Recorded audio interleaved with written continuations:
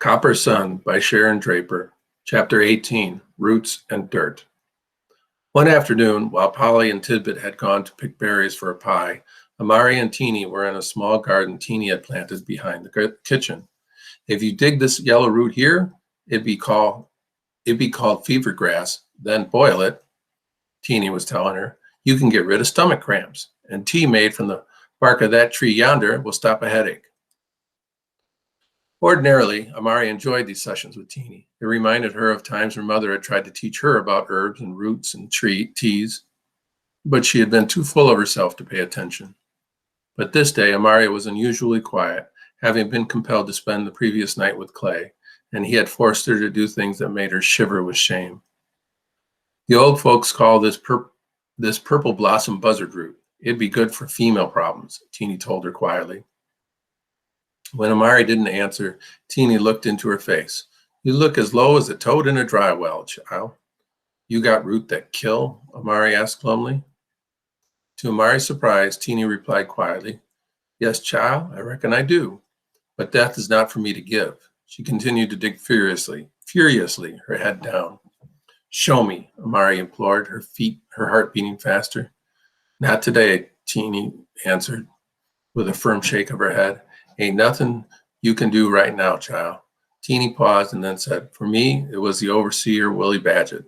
Eventually, they gets rid of you and moves on. But the terribleness of it just goes to another slave woman. She reached over and touched Amari on the shoulder. She left her hand there a long time. Grateful for the touch, Amari told Teeny, I want to die. She blinked back tears. No, child, you was brought here for some reason. Lord knows what it is, though. Teeny's voice was so sympathetic. Amari pressed her head into Teeny's chest. How long you be this place? Amari asked after a moment, pulling away from her. I was born here, child. I told you my mom was African like you, but they sold her off when I was about your age. Oh no, very, very bad. Amari knew how deeply that must hurt. Teeny's facial expression softened.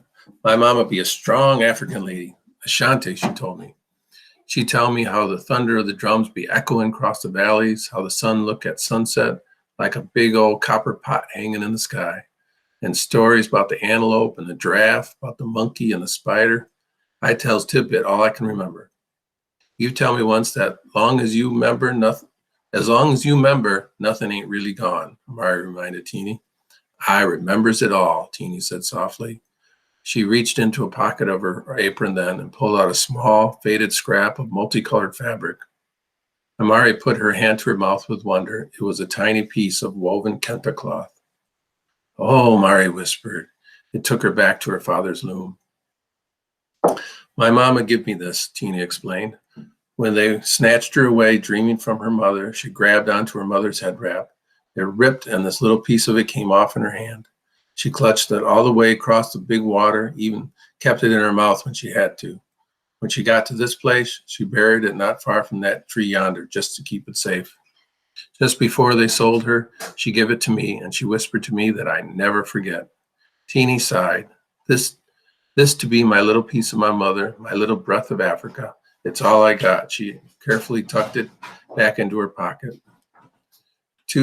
The two said nothing for a few moments while they let the memories come in. Teeny cleared her throat, then looked up at the sky and said, Probably be rain tomorrow. Suppose so, Amari muttered. Needing to change the subject, she asked, How you get to be a cook here?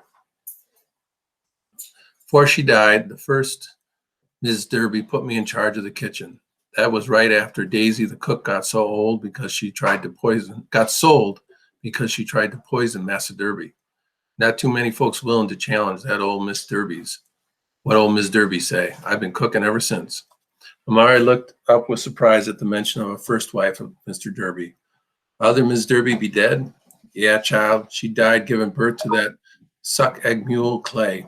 Maybe that why he be so evil. He ain't never had no mama to love him. Amari thought about that for a moment and wondered how his first wife's death had affected the master of the house. But she didn't have all the words she needed to express it. So she asked, Massa Derby, Mrs. First Wife? I spec so. She was shapely, big-haired, and good looking for a white woman. Plus, she kept his house perfect, and he loved that. He used to act all adelepid when he was around her, like she was honey and he was the buzzing bee. But she had a sharp tongue and would beat a slave for nothing. What Massa Derby do when she die? Amari asked.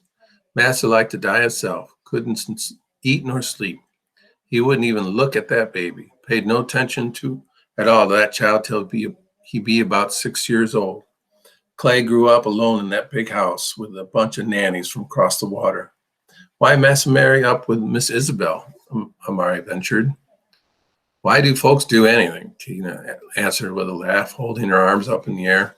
Alls I know is she had to come here to a cold old fish like Massa Derby, put up with his awful son and paintings of the dead wife, and be cut off from all her friends and family.